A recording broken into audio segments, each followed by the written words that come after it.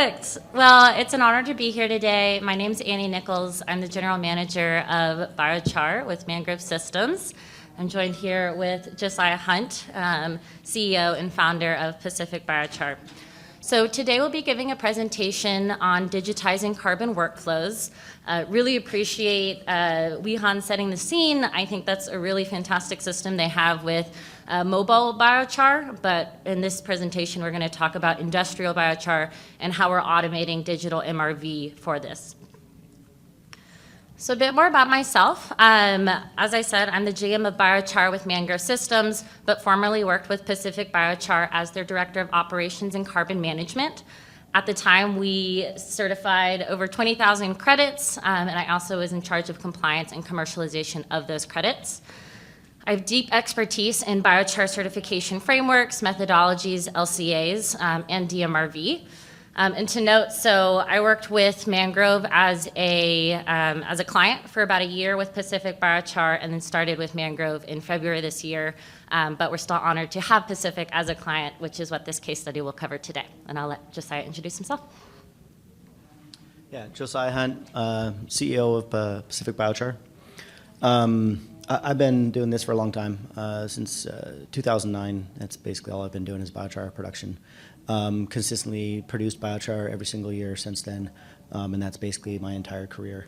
And until 2020, we had, basically a mission, a goal of doing something for the planet, right? That biochar wasn't just charcoal; it was part of this whole climate change mitigation thing. But until around 2020, we couldn't get any financial reward for the climate services we were providing. And so after around that time, that's when biochar industry really began, when we could get a financial reward for the services we were providing to humanity in climate change mitigation. But that's not a physical product. That is basically a digital representation of a service that occurred, right? We have to prove or provide sufficient evidence to the buyer that a service did occur, a thing happened. And I'm not actually delivering to them a ton of carbon dioxide. Like, I'm not like delivering anything physically. It's the proof that a thing occurred. And so it's very different, working in the physical world, moving biochar. I did that for years and years. And then providing this climate mitigation service, it's a very different thing, and really it is basically the evidence that a thing occurred. And so the digital tools that we use to provide that assurance that a thing did occur is basically the foundation of the product that I primarily sell. That's what I'm here doing, is selling that. So being able to work with Mangrove is great because they take my shoebox of receipts, it's analogous. I mean, there probably is an actual shoebox number, but like they take all that and help normalize this into data and clean things up, not like change things, but like organize things into something that is visually easy to grasp. And I can generate reports, and I can, more easily engage with my potential buyers as to what services what are we doing? What units? What is this even? And so without the digital monitoring, reporting, and verification side of things, it would be a much more difficult thing to constantly try to fly to wherever the buyer is and open my shoebox of receipts or whatever. But instead we have, anyway, so that just helping give a little context on, I think, why what we're talking about is useful. So. Thanks. So we're gonna get into the case study, but I want to just start off with an overview of what is DMRV. I think we assume that this kind of this term is fully understood, but I think people have different definitions and understanding of what it means, and so I just want to make sure we're aligned on what DMRV is before we fully dive in. So breaking it down, first confusing part is that M can sometimes stand for monitoring and measuring. A lot of people, you might hear MMRV. But what this full package of monitoring, reporting, and verification is a systematic process used to track, document, and authenticate greenhouse gas data, so emissions, reductions, or removals. The M of that is really where we're focusing in this case study. Like Josiah is saying, I think the metaphor of a shoebox of receipts is really important because you have data flowing in all of these different formats, whether it's IoT integrations or handwritten truck delivery tags. You need to have all of that so that you can actually perform the monitoring of what's occurring at your facility and then measure emissions associated with that.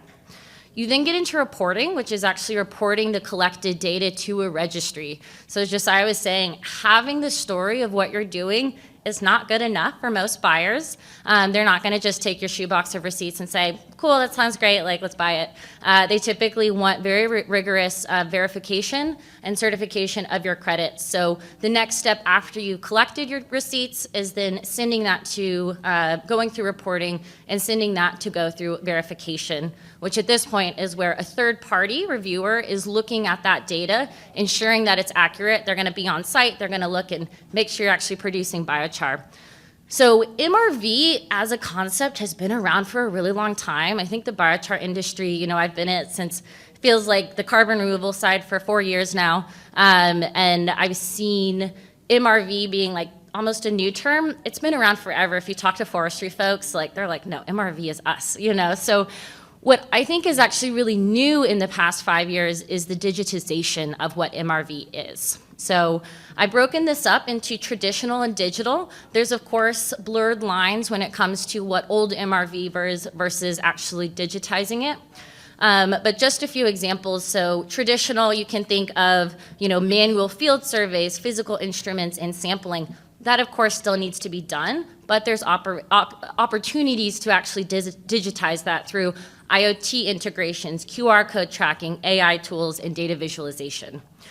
Another example includes static LCAs. So a good example of this is Puro used to have their LCA report, which was telling you the functional unit of biochar previously or in a best case scenario. What we're looking at with DMRV is dynamic LCA. So per ton of biochar produced, what is the emissions factor in your actual conversion? There's other things I won't go into for this case, but the idea around digital is how can we use software, hardware, and technology to make this process more efficient and optimize it for the project developers that rely on telling this story and producing carbon removal credits.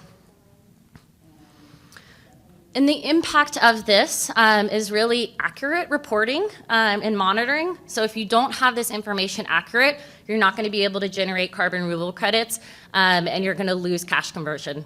You're not going to be able, and a lot of biochar facilities today rely on carbon removal credits for that. Streamline operations, I can say as a director of ops and carbon management, the massive amount of time it can take to actually collect the shoebox of receipts from your feedstock procurement, your end users of biochar, it takes a really long time and it can be very disorganized. So making that efficient, reducing manual input into the process, as well as reducing fraud or potential error is also a big part of streamlining this process. Increased transparency, so both to the verification body who's going to be able to give you that stamp of approval, but also to your buyers, to your investors, people that want this type of information. This is incredibly critical that you have increased transparency of this data because you have it. Why not have an open book policy for what people can see? And ultimately, all of this comes back to environmental integrity, which should be, I would hope, the goal of most of us in this room. So I think this is a really important point that DMRV tells a story. Like Josiah is saying, moving biochar and physical material is a different ballgame than selling carbon removal credits and certifying them. So you have to tell the story around what you're doing in order to generate revenue from carbon removal credits. At Mangrove, we think of doing this in 3 main ways: measure, quantify, and report. So with measure, we're going to look at the entirety of your value chain, from upstream, like feedstock sourcing, midstream pyrolysis emissions, to downstream biochar application. We then think quantification is incredibly important because if you don't actually quantify that data to understand your emissions impact to raw data to your actual, for Puro, your cork output, your credit production net TCO2e, then you're still missing a piece of that story. And then finally getting into reporting into the carbon registries that support biochar projects, so Puro, Isometric, CSI, Climate Action Reserve, and Vera, and Rainbow, can't forget Rainbow, but also into buyers, verifiers, and marketplaces, so they also have access to this information so that you can sell both the story to the certification agent, but also to your buyers of your credits. This is how we think. This is kind of a really big, complex slide, but on the bottom here, you'll see monitoring parameters. So these are the pieces of information that we need to collect. This is broad strokes. And then monitoring systems is how these monitoring parameters can actually be collected. So as I think the previous presenter showed, there's a lot of different ways to do this depending on your operations.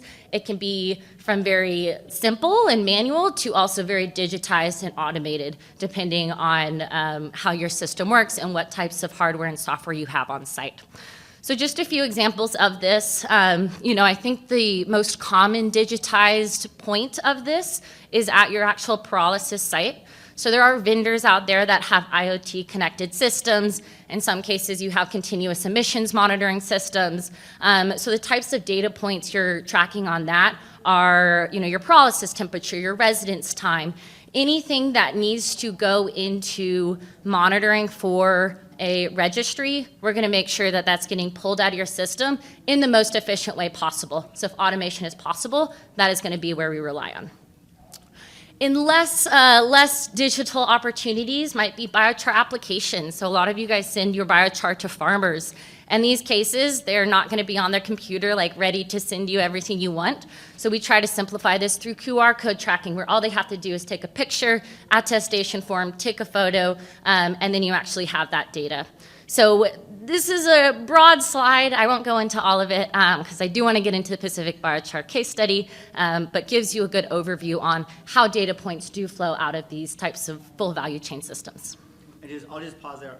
That's not an exaggeration. The amount, if you're just new into getting through the process of registering and issuing credits, it's crazy. It's so crazy how much data goes into it. It's enormous and complex and dynamic. So it looks big, and she's not expanding. There's probably a lot that's left out. It's amazing how much data has to go in. I just want to note that.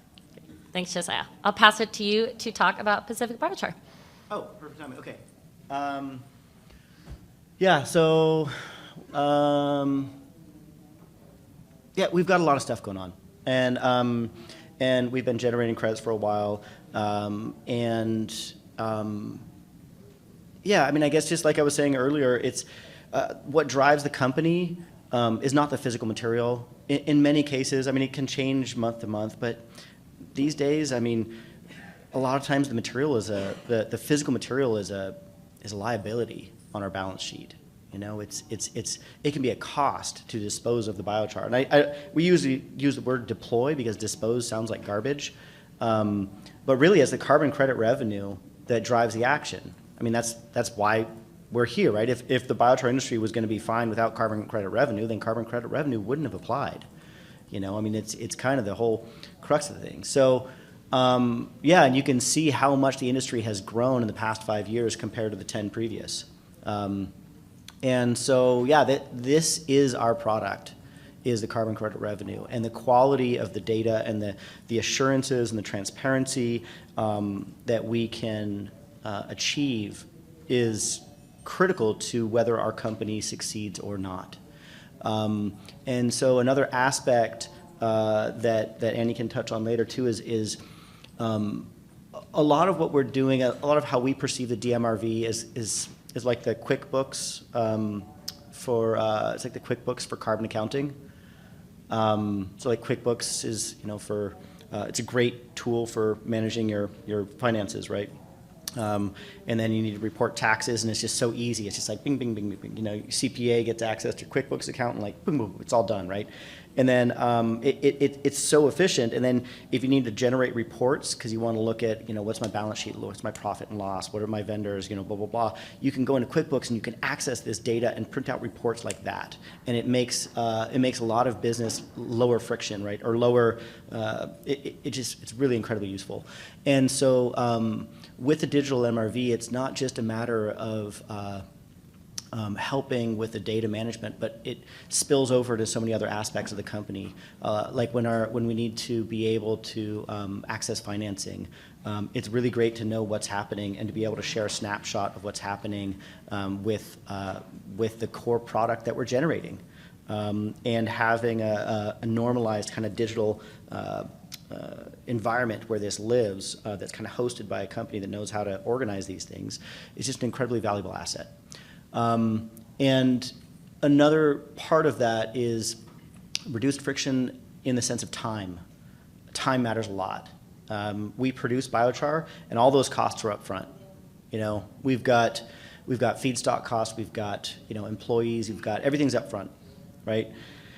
And then that carbon credit revenue, wow, when's that going to come? You know, when is that going to come? Is that going to be like 30 days? Yeah, right. You know, we're like months. And so in between us and that carbon credit revenue is first we have to take all that data and compile the data, and then it has to be reviewed and verified before we can issue. And then finally, after issuance, we can deliver, and then depending on our agreement, wait another 30, 60 days. And so there's this really important part that can, at this moment in time, seems to have a lot of variability, and it's often put us in a really bad position, this time between production and issuance of credits, right? And there's a lot of risk in that time on a company, right? Because that, you know, your burn rate, your cost of production, your OpEx can just eat away at whatever you've been saving. And so you need to issue those credits and get that revenue in.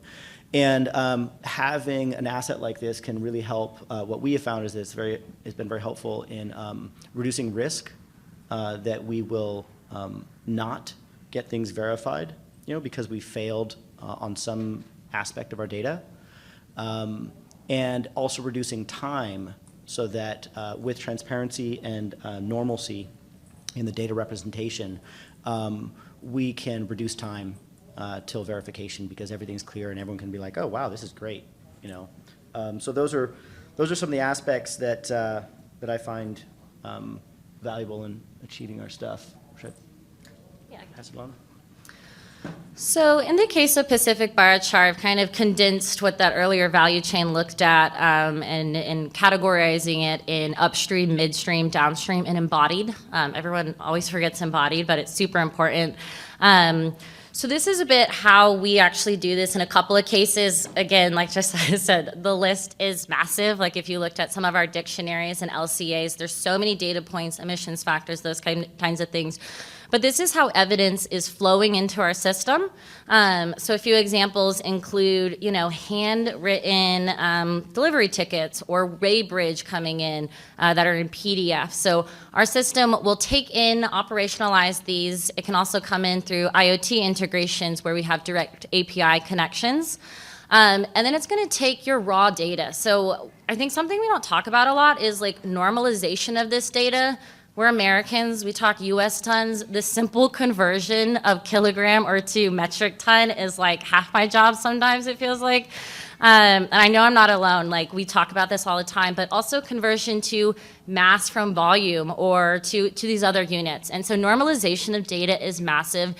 Even, you know, for instance, a case with Pacific Biochar is they have wet mass of biochar going out, and then they have a water meter coming in volume, right? So how do we convert that to mass of water, subtract that to actually get your dry mass of biochar? The most important aspect after carbon content of what you're actually producing in credits. So these are some examples of how Mangrove ingests the data, and then what we do to actually normalize it so this data can flow directly into a quantification model, your LCA, and then ultimately into your reporting scheme. So I'm running out of time, so I won't go into each of these, but ultimately the outcome is emissions profile for every single node of your value chain, as well as your embodied emissions. So what is in your consumables or in your facility, and the ability to amortize that either over a certain number of credit production or over a given time period. After you have that data and it's been normalized, that's then when you get into quantification modeling. So I mentioned static life cycle assessments. This is kind of the old school way of doing it, where you have a functional unit of per ton of biochar, how many TCO2e you would expect from that. Today, we have such granular detail coming to us on a daily basis that we can do this per truckload. We don't have to wait at the end of the month to do this type of reporting. So we're looking at the left there, your data ingestion, flowing that into a model that's calculating your net TCO2e or your sequestration, and then able to actually show what is flowing from that teal bar there, gross, to emissions coming upstream, midstream, and downstream to net, as well as backed up by every single formula being performed on it, every single evidence file that's going into that formula, so that when your verifier is going through and checking things off, they don't have to guess like, ooh, do I need to do a spot check here? Or, ooh, do I need to check into that? And then finally, you have to report it, right? So in Josiah's case, he's reporting to Isometric and Climate Action Reserve. We have the ability and optionality that you can be flexible in terms of where you report. Of course, you're not going to report one project to multiple registries because that's double counting, but he does have projects that might be better fit under different registries. So the ability to integrate in the case of Isometric, there's a Certify API integration that's sending his data directly into Certify Isometric. And then in the case of Climate Action Reserve, they have these macro-enabled calculators that's getting pre-filled with the data and links to evidence files so that he can download and then upload directly into the Climate Action Reserve registry for certification. And finally, I'll hand it over to Josiah to wrap us up with outcomes. Yeah, I mean, I kind of covered some of this stuff. It's basically risk reduction and reduce friction on time. And that's kind of what some of the key values to the bottom line, is reducing risk and improving verification timelines. I think on a different level, kind of on a psychological level, it's nice to have somebody else like a second opinion, or like, I don't know, all spreadsheets usually have like an error somewhere, like we have fun with spreadsheets. I don't know. Like I live in a lot of spreadsheets. And when you're the only one in there, like, I don't know, sometimes I get really nervous. Like I'll look through it again and again and again, and I'm like, okay, I got this. This is good. It, just kind of psychologically, it is kind of nice to have another team. So it goes through and a whole other team takes a look at it and they're like, oh yeah, you almost got it. You're like, you forgot that one conversion from US tons to metric tons. But other than that, you did get it. That's just kind of a psychological thing. I've found it is kind of nice to have that DMRV partner because theoretically we can just be doing this all ourselves. But reducing risk, increasing the pace to verification, and then just kind of having a second opinion, having a sounding board to help make sure that we don't make mistakes. Those are some of the values that I found in working with Mangrove. Yeah. Well, thank you so much. I appreciate everyone's time today. Like I said, you can find me at Annie@mangrovesystems.com. I'm also starting a new column that we're announcing today with Biochar Today called Ask Annie, where we'll be answering biochar carbon removal questions you have. So if you want to submit some, you can be anonymous, but we're trying to create a more transparent market, help people understand how to commercialize and comply with credit registries. And I'll be happy to take some questions.